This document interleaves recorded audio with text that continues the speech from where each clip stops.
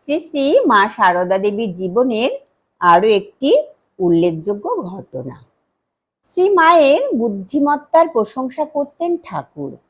গঙ্গার তীরে পানিহাটিতে প্রতিবার জ্যৈষ্ঠ শুক্লা ত্রয়োদশীতে চিরার মহোৎসব হয়। সেখানে সারা দিন সেদিন আনন্দের মেলা, হরিসংকীর্তন লেগেই থাকে। শ্রী রামকৃষ্ণ এই উৎসবে যেতে ভালোবাসতেন, একাধিকবার সেখানে গেছেন। একবার এই উৎসবের দিনে সকালবেলা ঠাকুর পানিহাটি যাবার জন্য প্রস্তুত হচ্ছেন। কয়েকজন স্ত্রী ভক্ত তার সঙ্গে যাবেন বলে ঠিক করেছেন। তারা যাচ্ছেন জেনে শ্রীমা ঠাকুরের কাছে জনৈক স্ত্রী ভক্তের দ্বারা জিজ্ঞেস করে পাঠালেন তিনিও যাবেন কিনা।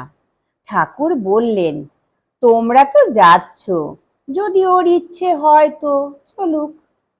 মা বুঝলেন ঠাকুর মন খুলে অনুমতি দিচ্ছেন না। তার যদি সত্যি ইচ্ছে হতো তাহলে তিনি বলতেন, হ্যাঁ যাবে বই কি।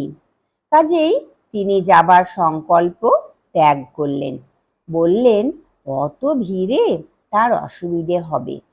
রাতে উৎসব ক্ষেত্র থেকে ফিরে এসে ঠাকুর বলেছিলেন, অত ভিড়, তার উপরে ভাব সমাধির জন্য আমাকে সকলে লক্ষ্য করছিল। ও সঙ্গের নাথ গিয়ে ভালোই করেছে। ওকে সঙ্গে দেখলে লোকে বলতো হংস হংসী এসেছে, ও খুব বুদ্ধিমতী।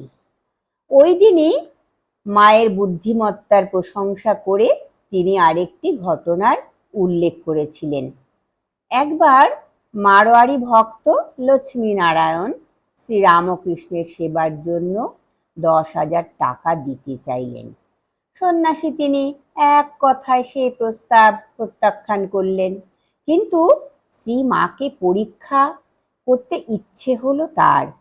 মাকে বললেন, ওগো এই টাকা দিতে চায়, তুমি নাও না কেন, কি বলো? শ্রীমা সঙ্গে সঙ্গে উত্তর দিলেন, তা কেমন করে হবে? টাকা নেওয়া হবে না। আমি নিলেও ও টাকা তোমারই নেওয়া হবে, কারণ আমি রাখলে তোমার সেবা ও অন্যান্য প্রয়োজনে খরচ না করে থাকতে পারবো না। ফলে ওটা তোমারই নেওয়া হবে। তোমাকে লোকে শ্রদ্ধা ভক্তি করে তোমার ত্যাগের জন্য, কাজেই টাকা কিছুতেই নেওয়া যাবে না। শ্রীরামকৃষ্ণ খুশি হলেন। জয় ঠাকুর, জয় মা, প্রণাম মাগো।